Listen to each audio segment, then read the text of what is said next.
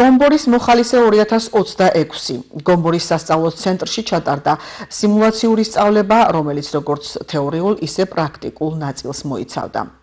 ვეტერანების საქმეთა სახელმწიფო სამსახურის საერთაშორისო თანამშრომლობის პროტოკოლისა და საზოგადოებასთან ურთიერთობის სამმართველოს კოორდინატორმა სამხედრო ჟურნალისტმა კობა ლიკლიკაძემ სტუდენტებს წარუდგინა პრეზენტაცია თემაზე ჟურნალისტების ჩართულობა საომარი და კონფლიქტური მდგომარეობის დროს. პროცესი კითხვა-პასუხის რეჟიმში წარიმართა და მომავალი სამხედრო ჟურნალისტებისთვის საინტერესო აღმოჩნდა. მოხალისე და ორგანიზაციის წარმომადგენელმა მალხაზ ქარაზანაშვილმა კი სწავლებაში მონაწილეებს კრიზისების მართვის სფეროში ქვეყანაში არსებული საკანონმდებლო ბაზა გააცნო.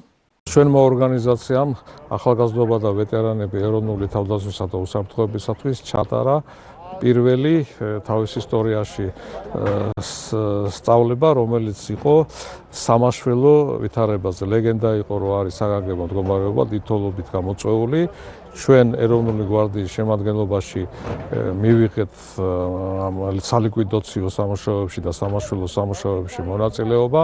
გავედით დანიშნულების რაიონში, გავშალეთ ჩვენი საველე ბანაკი და ჩავატარეთ როგორც პროცედურებით გათვალისწინებული სამედიცინო კვების მოქმედებები, ისე საგანგებო მოქმედებები, როგორც იყო დაზარალებულების მოძებნა, მათი დაშვება შენობებიდან და ასე შემდეგ.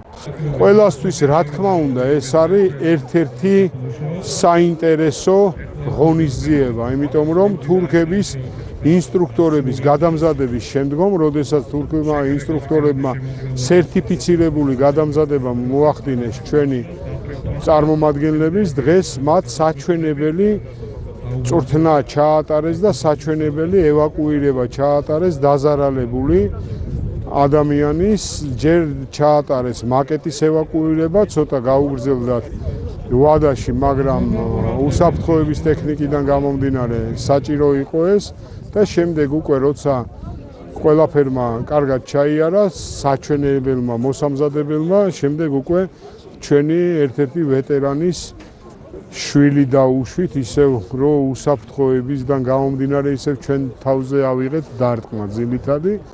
ვფიქრობ, რომ მსგავსი ტიპის აქტივობები სტუდენტებისთვის ბევრად უფრო მნიშვნელოვანია გამომდინარე იქიდან, რომ ადრე მომხდარი სტიქიებისას ჟურნალისტების მიერ დაშვებული შეცდომები ცხადყოფს იმას, რომ რაღაც შესაძლებელია.